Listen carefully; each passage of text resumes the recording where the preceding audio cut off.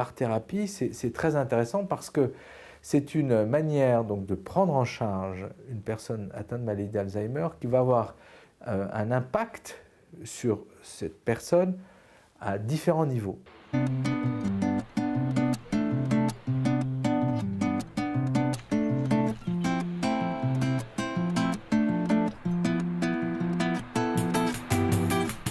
La chemise que je porte, c'est un signe de reconnaissance.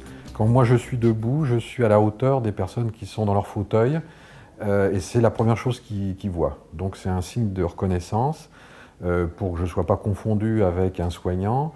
On dit tiens voilà c'est le peintre qui arrive avec sa chemise pleine de couleurs. C'est un premier contact visuel avec les résidents au moment où l'atelier va débuter. Prenez le vôtre. Je fais choisir les pinceaux et là ça va être le premier geste qui va être fait, qui va commander le départ de l'atelier pour la personne qui aura saisi le pinceau. Alors pourquoi les pinceaux chinois? Parce qu'ils retiennent beaucoup la couleur et quelqu'un va pouvoir pendant une demi-heure peindre sans s'arrêter, sans avoir besoin de reprendre de la couleur. Je mets de la peinture rouge sur le bout du pinceau et je propose à la personne de commencer sur la feuille. Alors là, le processus se met en route. À ce moment-là, elle part toute seule dans son univers. On peut voir sur l'expression de leur visage, on ne peut plus les déranger, quoi. Ils sont vraiment dedans dans la peinture. Vous mettez du vert en dessous, là. Voilà. D'abord, on pense qu'en faisant l'art-thérapie, on stimule les fonctions intellectuelles, donc on est efficace pour freiner le processus évolutif. Mais ce qui est intéressant également avec l'art-thérapie, c'est que c'est très valorisant pour le patient.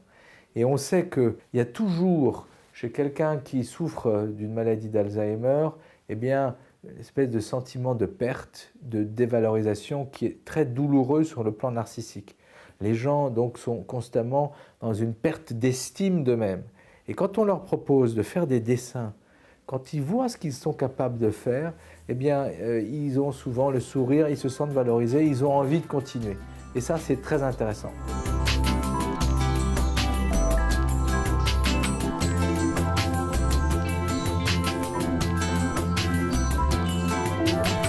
Pour remettre dans le contexte où vivent ces gens, ils sont assistés pour énormément de choses, alors que là, c'est un geste volontaire qui est fait par eux-mêmes. Donc il a toute cette valeur d'action propre et autonome.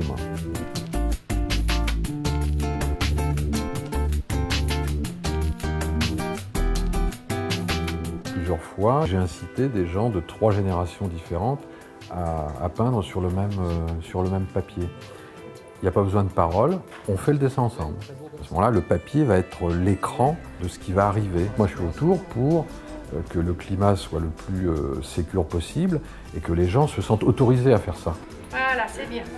T'as vu papy aussi, il a fait de la peinture.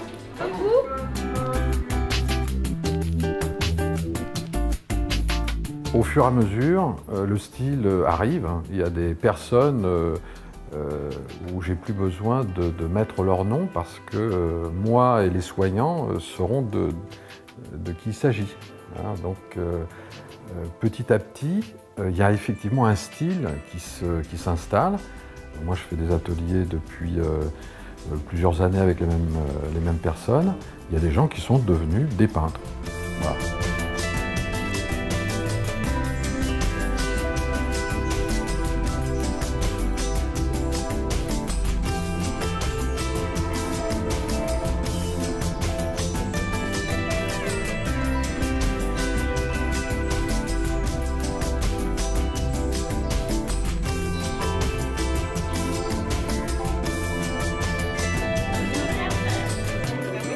Donc, art-thérapie, c'est une piste qu'il faut absolument explorer.